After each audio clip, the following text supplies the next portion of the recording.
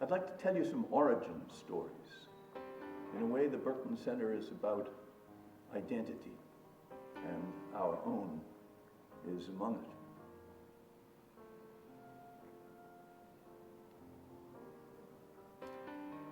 We actually started as a center in an evidence class in which Jonathan was my student.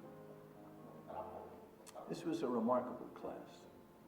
It was one of our winter workshop classes, 3 weeks straight.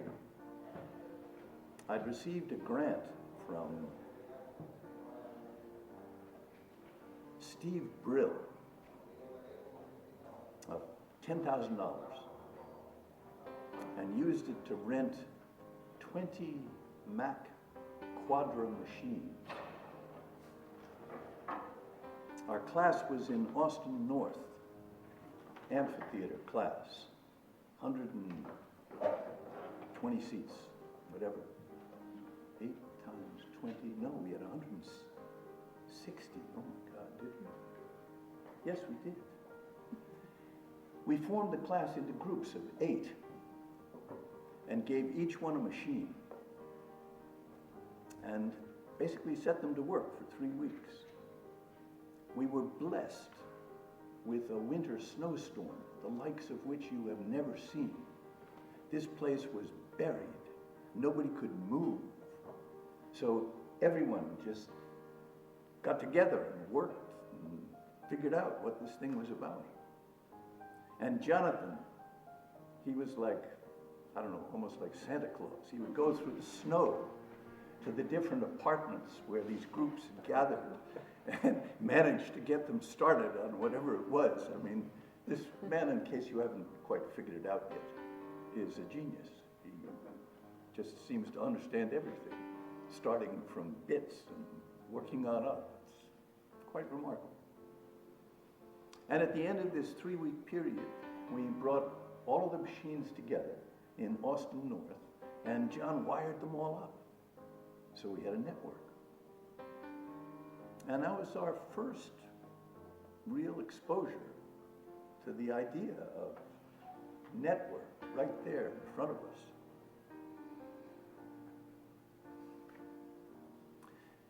The way this thing got started, after that, Jonathan went off to clerk for a judge in Washington, D.C. And the idea formed of doing a center. And so when he got finished his clerkship, John came back here, but he had no office, no appointment, no place to live. So he lived with me and Fern and shared my office, 50-50, desk. And that was the first start of the Berkman Center. I did bring a 30-gallon hexagonal aquarium with me without telling Charlie, and just set it up in his office, having run it all the way from Washington off the cigarette lighter of the rent-a-van. And about 2 weeks in, Charlie said, we have to have a talk. I was like, God, what am I doing wrong here? This is all so new to me. It's like, Fern says the aquarium smells. So I cleaned the tank. Well, in case you don't know, John in his youth was the sysop of sysops at CompuServe. How many know what that means? Well, that's smart. What it means is that he was the guy who had to resolve the disputes that arose amongst all of the other people who were leading discussion groups. He was like the senior dispute resolver. And he did this at some remarkably young age. I have the vision of John when he was first invited to Cleveland or someplace for the CompuServe conference. They had no idea who he was, except he was this figure on the net who was remarkable at being able to resolve disputes. And when they call him up to the podium, it was like, and now Mr. Zittrain, and he's up there. He doesn't know Those are good times. How old were you, John? I was 13. I actually first met John not here at Harvard Law School, but in Pittsburgh. Was invited. I used to moderate these Fred-friendly panels where you kind of have everybody around and you do a Socratic kind of dialogue thing. His mother invited me. I had never met, to Pittsburgh to do one of these things. Afterwards, John and I have our photograph taken. I hope that you'll find it and somehow distribute it for everybody. I found the video of the panel. Oh my God. Good, really? Wonderful. All right, so I mentioned the sys-up of sys-up aspect because it's very much what I feel the Berkman Center is about. It's, for that matter, very much what I think the Fred-friendly panels were about and what I think Harvard Law School is about.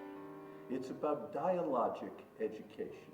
It's about a vision of education that isn't reducible to a multiple choice question at the end.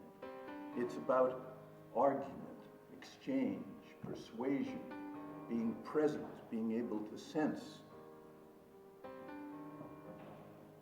I'm a great fan of poker. I like it as a metaphor. Poker, you sit around a table just like this, and everybody's equal. Doesn't make any difference who you are or what you are. It all just comes down to how you play your chips. And really, that's such a wonderful metaphor for the law and for discussion in law and ways in which one can think about advancing strength and metaphors for credibility that I've just always found it extraordinarily rich.